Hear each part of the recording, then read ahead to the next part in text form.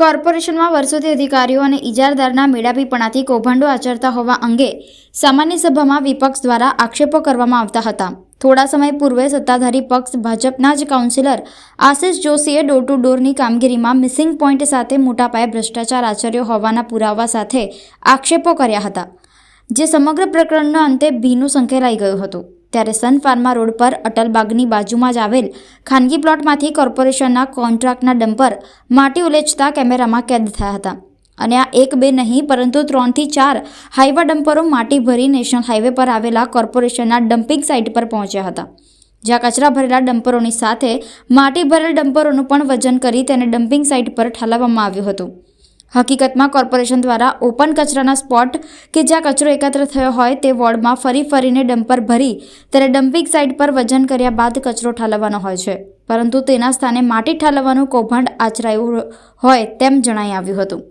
સમગ્ર પ્રકરણ અંગે ડમ્પિંગ સાઇટ પર માટી ઠાલવવા પહોંચેલા ડમ્પર ચાલકોને પૂછતા તેઓએ વોર્ડમાં ફરીને કચરો ભર્યો હોવાની વાત કરી તેમજ પોતાનો તેમજ ઇજારદારનો બચાવ કર્યો હતો। આપણા કહેવા મુજબ પ્રાઇવેટ પ્લોટમાંથી માટી ભરી અને જાંબુઆ લઈ જવામાં આવે છે, તો એની તપાસ કરાવીશું અમે કે કયા કારણસર જાંબુઆ સાઇટ ઉપર લઈ જાય છે।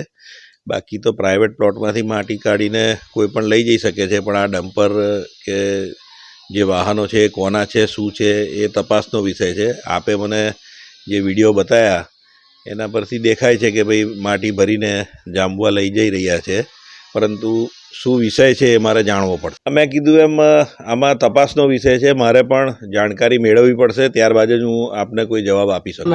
आज ये नया हूँ, उधर अपने रूट में ये अपना 10 नंबर लगता है, आपको 9 नंबर ऐसा लगता है कि पंकज આપણું 14માંથી 33મો નંબર આવ્યો અને તોય છતાં આપણે સજાગ ના થઈએ તો એને શું કહેવાય? આપણી નિષ્કાળજી અથવા કોઈને કોન્ટ્રાક્ટરને મદદ કરવાની વાત કહેવાય? સવાલ એ છે કે આપે જે રીતે બતાડ્યું છે કે ભાઈ પ્રાઇવેટ પ્લોટમાંથી માટી કરીને ડમ્પિંગ સાઇડ ઉપર વજન કરીને એ નાખતો હોય તો એ ખરેખર ગુનેગાર છે, કારણ કે આપણે કચરો અને માટી 2 ડિવિઝન જુદા કર્યા છે।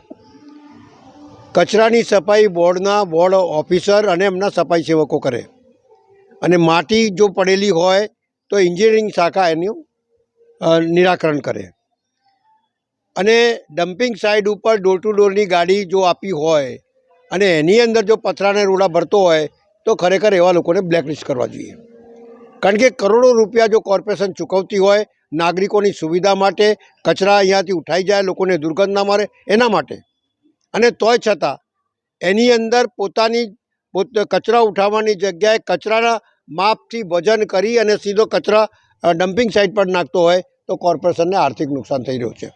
અને જ્યારે આર્થિક નુકસાન કોઈ કોન્ટ્રાક્ટર કરતો હોય ત્યારે એના ઉપર એક્શન લેવી જોઈએ, નહીં કરે એને માફ કરવો જોઈએ।